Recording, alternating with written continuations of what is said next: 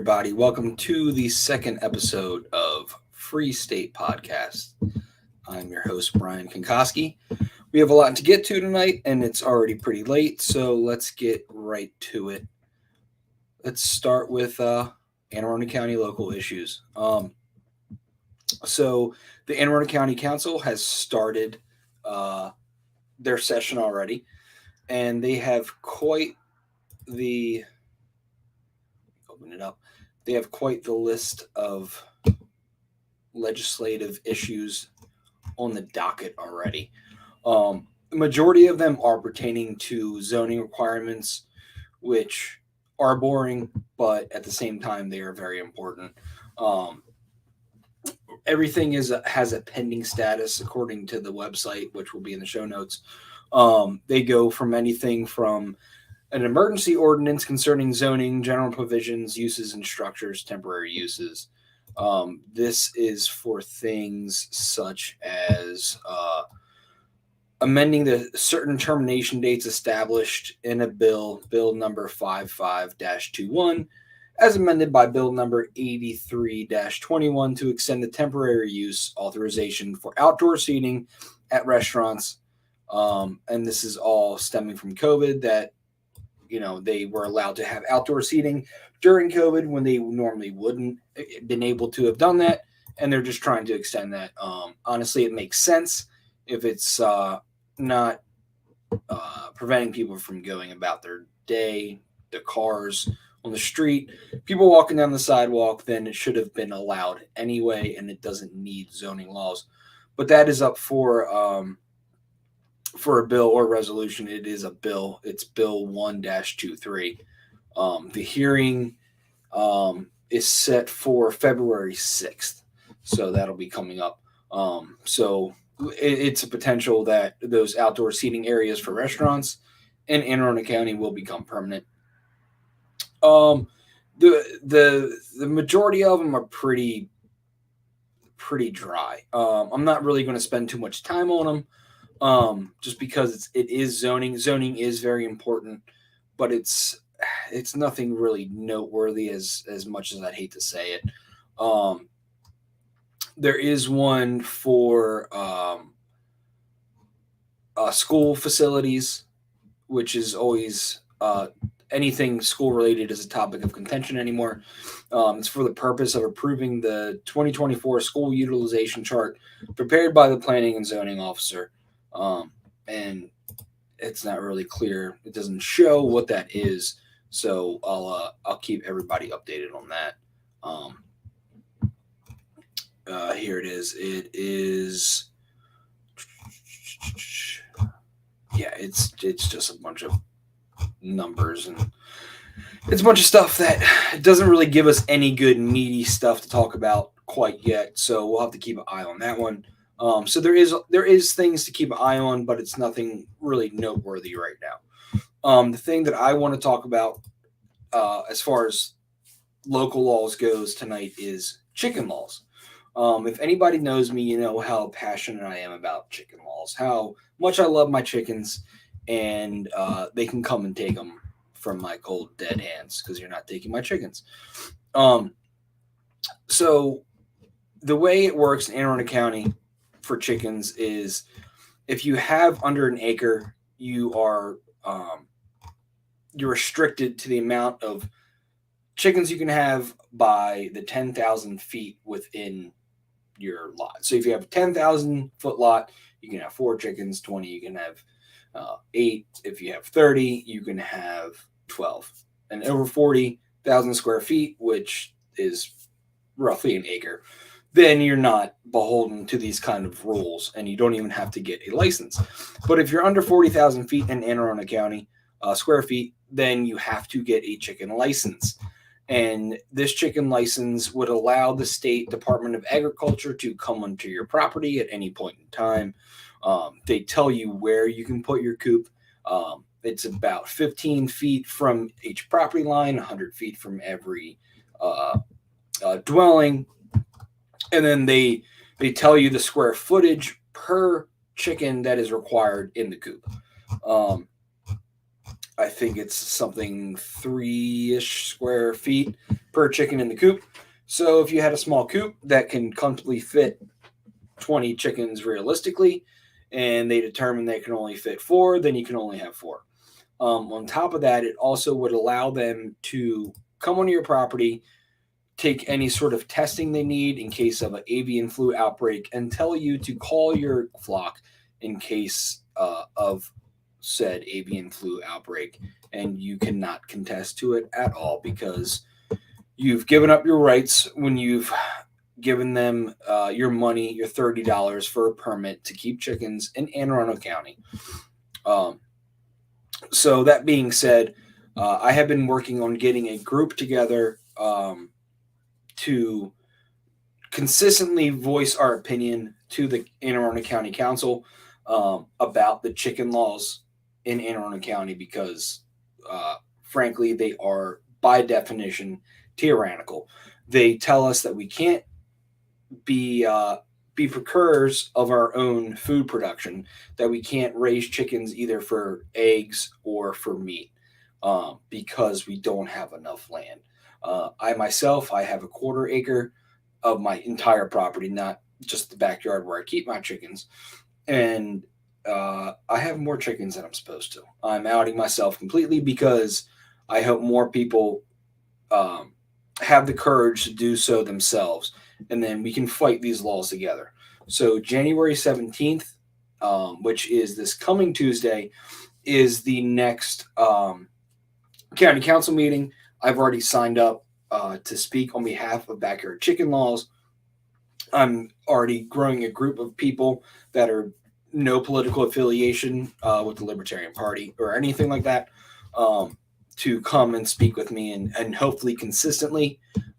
Too many horror stories and heartbreaking stories of people having to turn over their chickens to the county because they have a neighbor who doesn't like their chickens. They've complained and narked on them to the county, and the county says you have to abide by our laws, our rules, or you will get a massive fine. So if you're in Anne Arundel County and either you have chickens, you know people with chickens, or you just disagree with the laws for keeping chickens in backyards in Anne Arundel County, please come out at any county council meeting, reach out to me, and let's let the county council know that people across the political spectrum are against these laws completely. COVID really brought about chicken keeping, and now we have eggs that are $7, $8, and we want to be able to have our own chickens for our eggs. Plus, they make great companions. They're awesome pets. They're so fun to watch. If you have young kids, it's a great way to teach them responsibility, kind of a mini little farm life, teach them all about that. So definitely think about coming out and having your voice heard. As far as chicken fines go, I have a story here from Baltimore County, which has similar laws to Anne Arundel. It's about a rooster named Wilbur.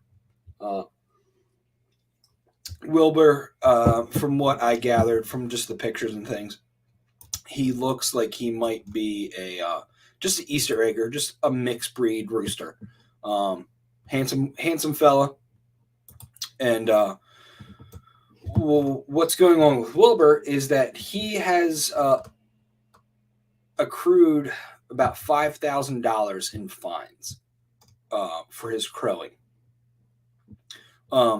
Wilbur is owned by Jackie and Drew Tannenbaum of Parkton, Maryland. And they say Wilbur is a good egg. They say he's just a funny rooster, protects the flock, flaps his wings, he chirps. He's just friendly and fun to be around, like most roosters are. Some of them can be assholes, but Wilbur sounds like a good boy. So actually, and this is even funnier because where they are in Baltimore County is kind of up in the farmlands. The properties are surrounded by farms that have horses, chickens, roosters, goats, farm equipment going on at all times of the day. So this makes the story even more ridiculous. So the Tannenbaums have a neighbor who complains about Wilbur because he crows early in the morning. like roosters do. So the neighbor had come out and said if they can get rid of Wilbur. That's a tongue twister. And the Tannenbaum said, no, we won't get rid of him because he's a good rooster. But once he goes over the Rainbow Bridge, we could say, they're not going to get any more roosters. Well, that wasn't good enough for their neighbor. So their neighbor complained once and then twice. So the first complaint was issued one citation for $150. And the second citation was for $4,650. And apparently this was for every time that the neighbor could document that Wilbur crowed. It's a total of $5,000 that this family is looking at because of Wilbur the rooster. They have set up a GoFundMe page. I haven't been able to find it yet. If I do, I'll post it up. But they're trying to raise the money for the fines. And they don't want to get rid of Wilbur anyway. So this is just a prime example of the ridiculousness of chicken laws. No matter where you live, unless you are zoned for livestock, or like in Anne Arundel County, you have over an acre, then you can't have a rooster. And this is the kind of crap that you look at facing. I myself, on a quarter acre, I have 2 roosters. I have cool neighbors, and nobody ever complains to me.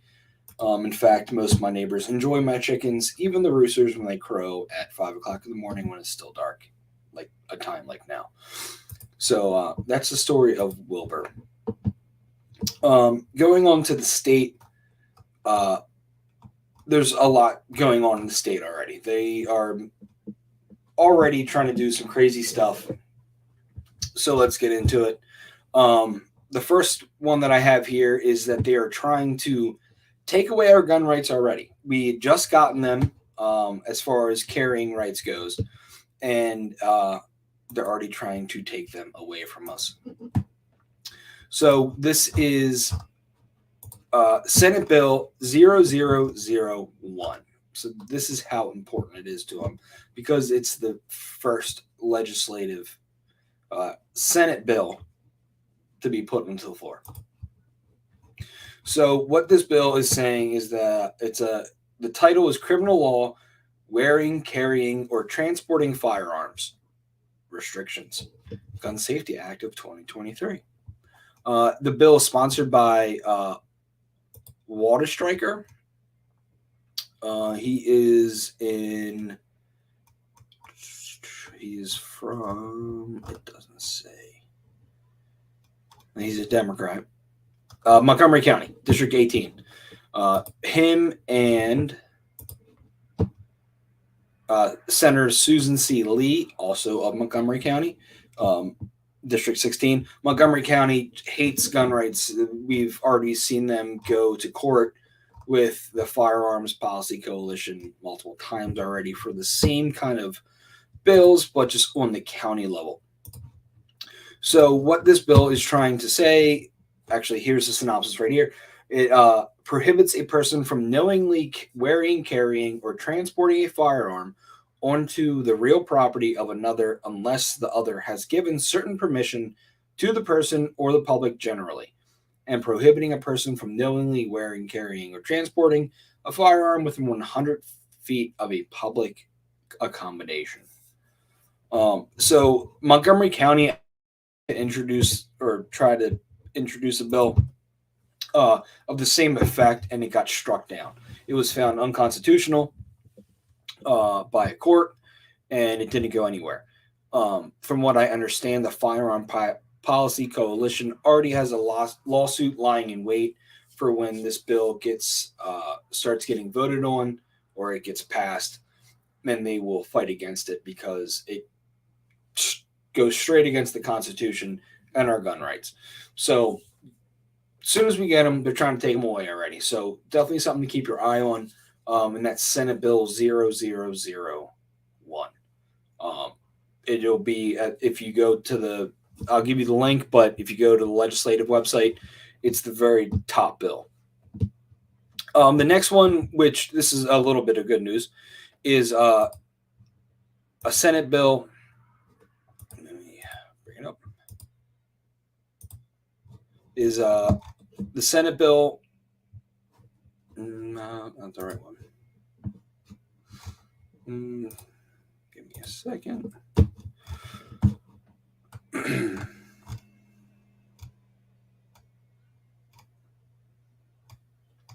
It's a Senate bill that would take away the sales tax for musical instruments, whether it's a rental or you're buying it. And this is a way to save money for students in all grade levels for when they want to participate in music classes, ensembles, things like that. I played trumpet for a number of years in school. And this would just prevent them from paying sales tax on the rental or the purchase of these musical instruments. And if I had to guess, they will try to make it so that you have to prove that you're a student and you're taking these classes instead of just an adult like you and me trying to go buy a nice trombone for ourselves. We'll still have to pay taxes, but if you're a student, you're not. So, I mean, for what it is, take our wins as we can. That is a good thing. Hopefully it gets more people into the music program and the arts programs, because that's something that I did, and I found it very important. And I felt like it did me a lot of good in my childhood. The next state law bill being introduced is it's an environmental law. And what it's going to do is it's going to require certain plastic resin labeling requirements for rigid plastic containers and plastic bottles to require the chasing arrows, which are like the recycling arrows that you see on a lot of plastic things. Require the chasing arrow symbol, altering the capacity of the plastic bottles to which the plastic resin labeling requirements apply, establishing plastic resin labeling requirements for plastic bags, prohibiting the display of a certain symbol on plastic bags, plastic bottles, and rigid plastic containers if the bags, bottles, and containers do not meet certain requirements, prohibiting certain environmental marketing claims, etc. So what this is pretty much doing is it's going to force manufacturers to not put the recycle symbol on plastic things if it's not recyclable by our recycling facilities. So most of you probably know and have probably learned the hard way that we can't recycle like plastic wrapper. So you have a chip bag that's plastic. You can't recycle that. It's got to go in the trash. You have like the plastic wrapping from a case of water. You can't recycle that because it stops up their equipment. So they're just going to make it so that things like that, things that can't be recycled, they are recyclable, but our manufacturing doesn't have the capacity to do that.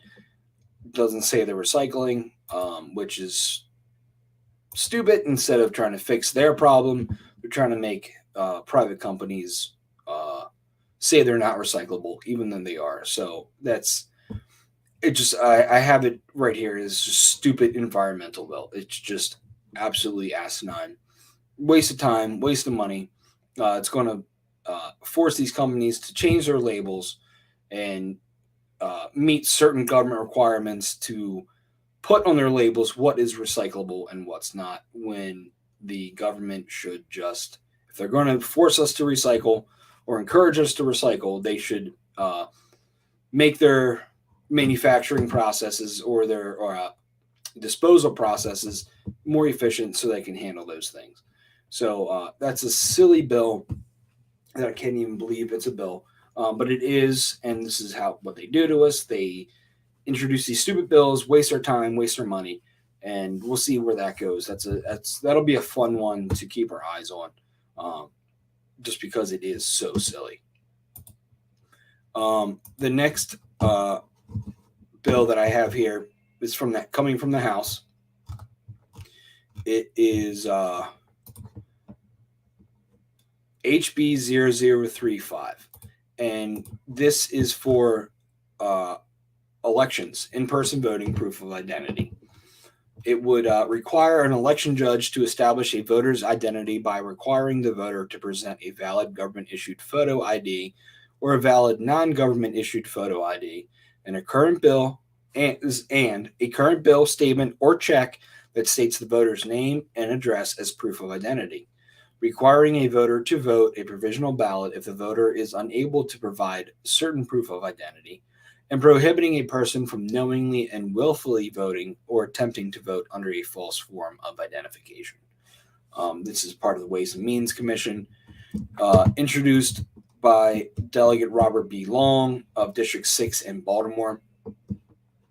And it's a pretty self-explanatory bill. I think a lot of us would agree with this to a certain extent. I would end it at a valid government-issued photo ID. As much as I don't like ID laws, I don't think a current bill, statement, or check is necessary. That could be easily made fraudulent just as much as a photo ID. So, in essence, in its face value, it is a good idea, but the implementation of it is probably unrealistic. And it being introduced by a Republican, and everything that's been said for the past almost 6 years now about voting rights, it will probably go nowhere. But it's interesting to see that introduced onto the House. And this next one that I'm talking about, this is a good one. It's HB 0038. It was introduced by Delegate Gabriel Severo, District 39 of Montgomery County. He is of the Democrat Party. And what it would do, it would repeal the authority for the issuance and execution of a no-knock search warrant, and establishing procedures for the issuance and executions of a search warrant. So essentially what HB 0532 would put in place, if passed, would be essentially an end to no-knock raids, which I think more and more people are getting on board with, seeing documented case after documented case of no-knock raids going completely wrong. One that I can think of that comes from the top of my head was actually in Montgomery County. That Montgomery County police have not taken credit, I guess you could say, for, is Duncan Lemp. That was back in 2020. Let me just double check real quick. I don't want to be wrong. But if you don't know the story of Duncan Lemp, I encourage you to look into it. It was I think a day before Breonna Taylor was killed in a no-knock raid, no-knock warrant raid. So Duncan Lemp was killed on March 12th, 2020, in his parents' home in Potomac, Maryland. He was, I believe, 20 years old.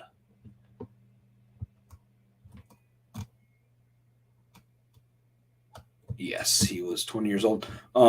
He was considered a far-right paramilitary member.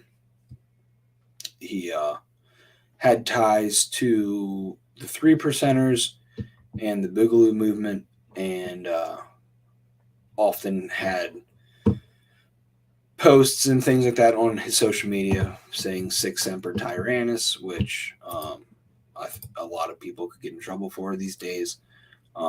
So yeah, that would prevent people from like Duncan Lemp from being murdered by police in front of his pregnant girlfriend, things like that. And then there's a whole slew of other bills that are being introduced. Links are being silly tonight. Like we were talking about last week about child sexual abuse and the statute of limitations. We got income tax subtraction modification for union dues. Maryland State Police gun center firearms surrendered under a final protective order.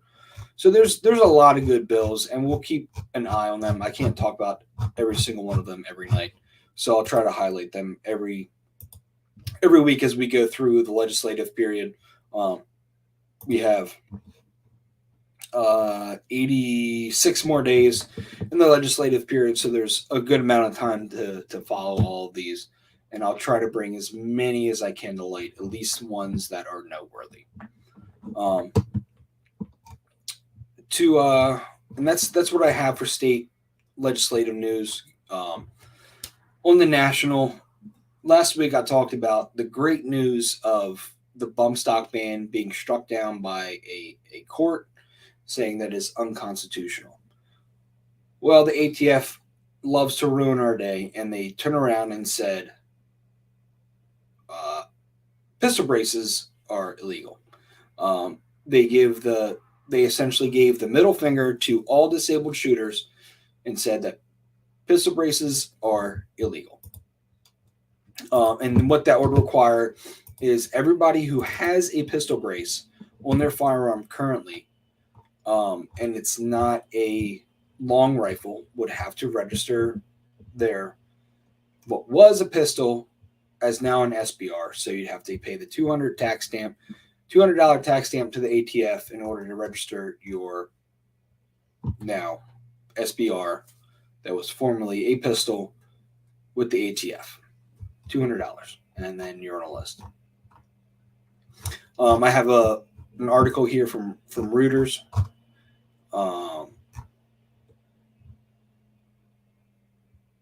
The U.S. Justice Department announced on Friday a new rule targeting pistol attachments known as stabilizing braces, implementing a key move in the Biden administration's effort to beef up gun control regulations. For anybody who doesn't know what a stabilizing brace or a forearm brace is so you have your typical rifle stock that goes in your shoulder. Now, what this is it's almost like a rifle stock, but it's not. It doesn't have the same mass on the backside. So what it is it has a slight curve to one side, and then it usually has a Velcro strap on the other side. So you can put the pistol brace on your forearm, and you can strap the Velcro around your forearm so it's secure on your forearm, and then you can use one arm to aim and fire the weapon. And what this is actually not that new of or not that old of a design. It's relatively new. I can't remember the gentleman's name. I should have had this brought up, but it was a gentleman who would take disabled veterans shooting. He would go to the shooting range with disabled veterans, take them shooting, and have a day out with them. And what he realized was paraplegic veterans had a really hard time shouldering a rifle to shoot. So he designed the forearm brace so that they could use one arm, and they could either take their other hand and stabilize their arm just to give them support, or other ways. But he figured out that one arm was much easier for these paraplegic veterans, so he came up with the pistol brace. It wasn't originally called a pistol brace; it was just a forearm brace. And then the ATF classified that anything with a pistol brace was a pistol. So it was just a handgun. So if you had a handgun, if you could legally have a handgun or a pistol, you could legally have this.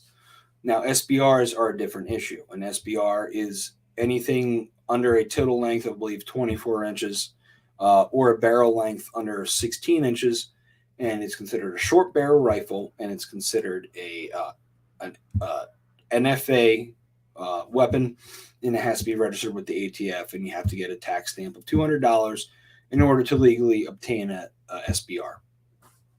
And now what this is doing is taking all these what were pistols, and they're now creating them SBRs. So everybody and all of these disabled veterans, all these disabled people that have pistol braces now have to register their pistols as SBRs, pay $200 tax stamp to the ATF, and now they're on a registry. There's not a national registry because that's been found unconstitutional and illegal, but there is a registry for all of that. I kind of went off on a tangent there. I'm sorry, but that's pretty much what this article is saying, in less gun-friendly terms.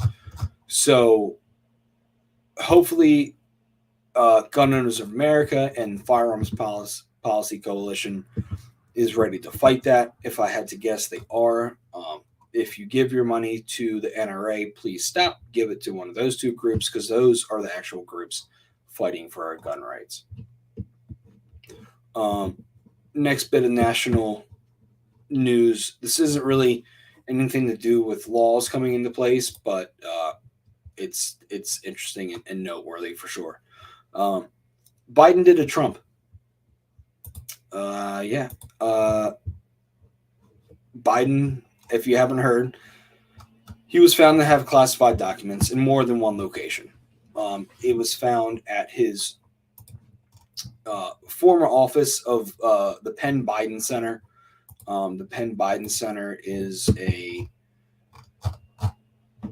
just really what it is. It's a think tank founded at the University of Pennsylvania on the principle of that democratic, open, secure, tolerant, and interconnected world benefits all Americans. Based in our nation's capital, the Penn Biden Center engages more of our fellow citizens in shaping this world while ensuring the gains of global engagement are widely shared.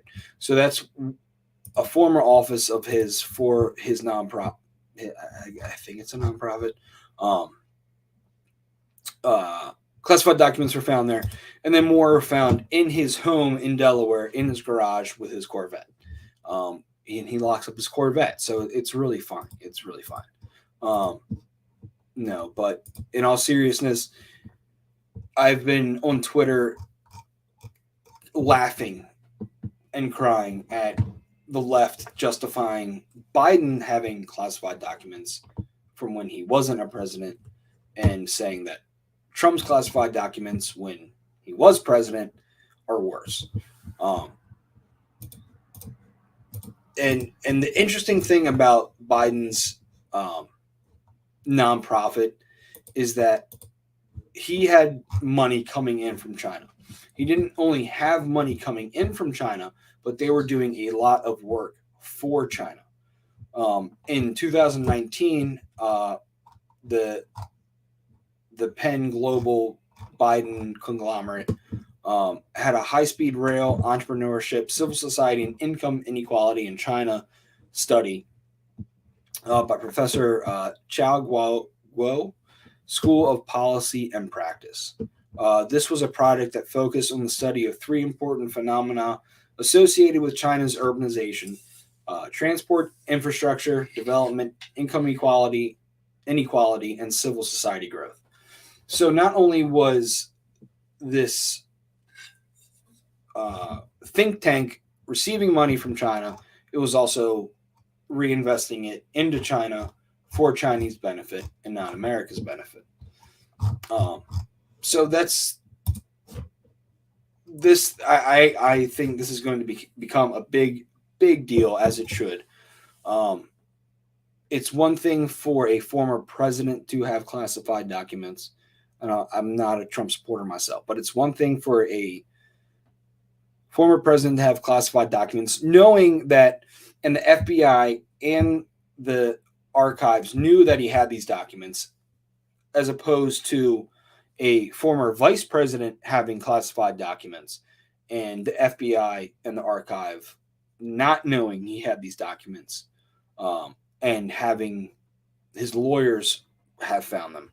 And they did come out and say that they found them. They could have hidden them, I guess. But something is beyond the surface here, and I haven't put my finger on it yet. And I really think this might be a big deal. This might be the Democrats' way of getting Biden to not run again. It could be their way of getting him out of office now. There's already been a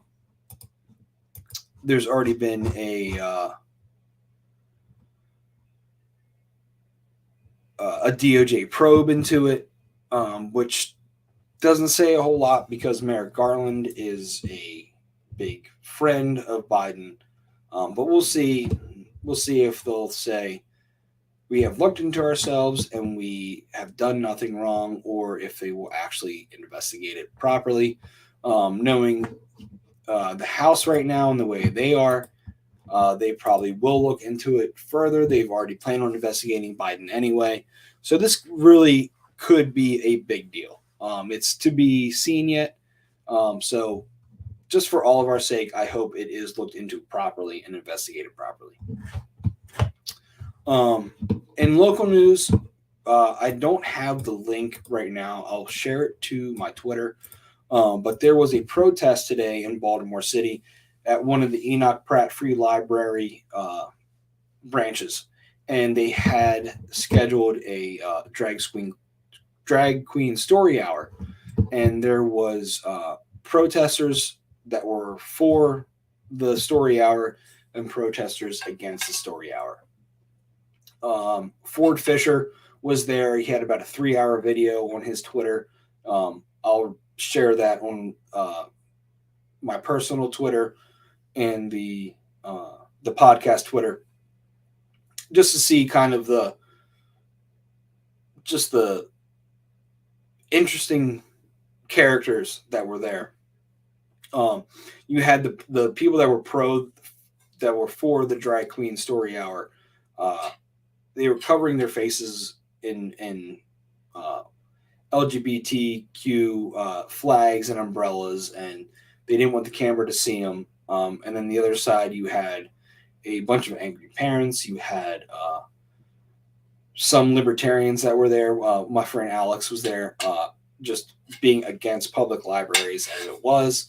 So it's an interesting video, and these big national issues are starting to come home for us.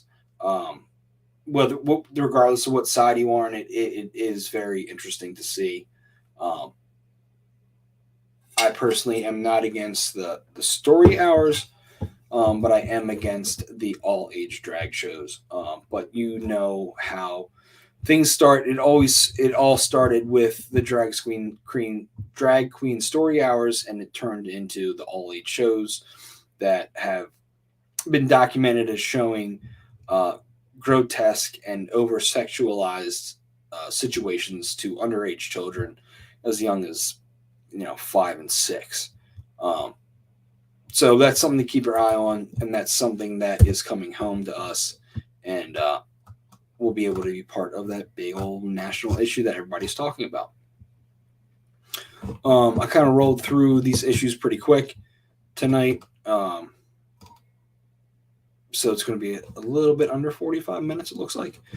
I just want to give another shout out, and I'm going to keep saying it until the time comes, to Rage Against the War Machine rally.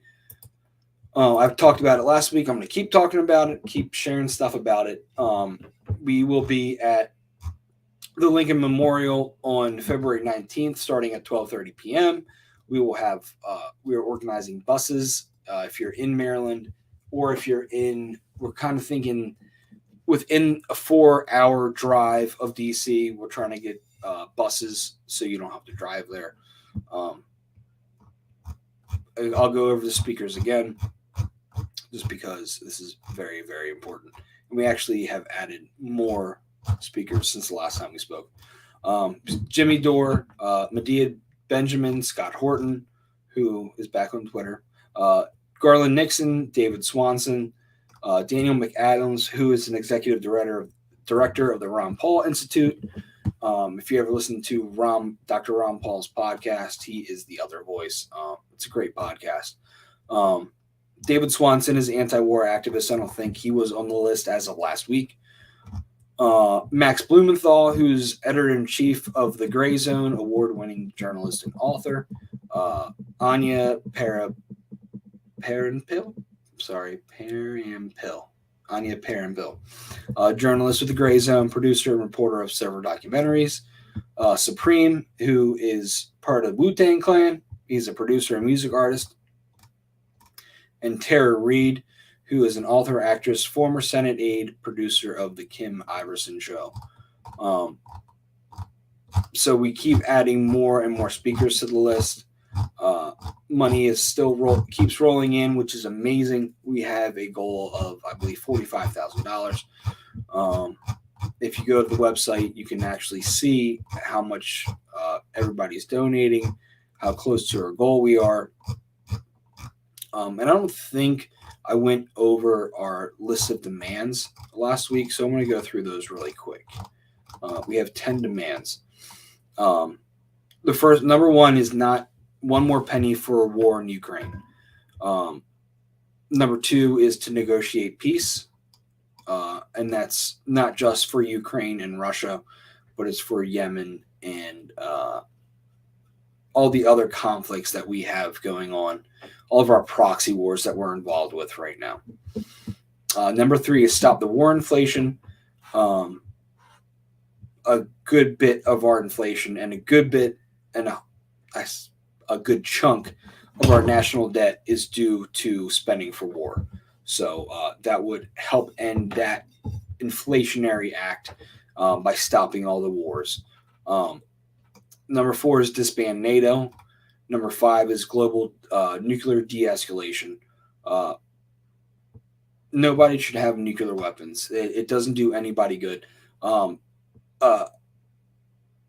belief of mutual destruction is not a way to keep peace in the world. Actual peace is a way to keep peace. So global nuclear de-escalation is definitely a big deal, and we need to be striving for that. Number six is slash the Pentagon budget. 7 is abolish the CIA and the military industrial deep state, which kind of goes back to the war inflation and things like that. We have companies like Raytheon, Lockheed Martin, Northrop Grumman that just take our tax money just to blow up poor brown people across the globe, and they get good money for it, and really nobody wins except them. Number 8 is abolish war and empire. Number 9 is restore civil liberties, and number 10 is free Julian Assange. So we have a very good list of demands. Some of them might seem like they're reaching, but they are sound and they need to be at least brought up. And we need to start holding our elected officials responsible for what they've done across the world and for generations to get us to the point to where we are now, where we have spent over $100 billion in a foreign country to fight another foreign country. And it's a matter of time before boots are on the ground and this turns into a proxy war, into a full-on American-involved war, if it's not already. So that's all I have for tonight, everybody. Thanks for checking it out. Next week will be another fun one. There's so much happening week by week in the state and local governing bodies that it's I might have to start doing 2 shows a week if I can pull it off. But that's to be seen. Time is limited. Time is precious. Time is scarce. My company is starting up and it's moving along nicely. I'm having a super duper soft open tomorrow. I'm just going to be doing it out of my house, so I don't have to worry about any legalities of anything. So if you want to come check out my sandwiches, hit me up on Twitter if you're in the area, and I'll shoot you my address. Come on over, grab a sandwich. I'm not asking for anything, any money. I just want to test things, trying to start hone things. So if you want a sandwich, let me know. Come by. I'd appreciate it. Come out, hang out, have a beer, bring a chair. I'll have a fire going. I'll have the smoke pit going, and come hang out with me and enjoy a sandwich. And it's on the house. So with that, I bid everyone a good night. Enjoy the rest of your weekend. Enjoy your Saturday night. And I will see you next week.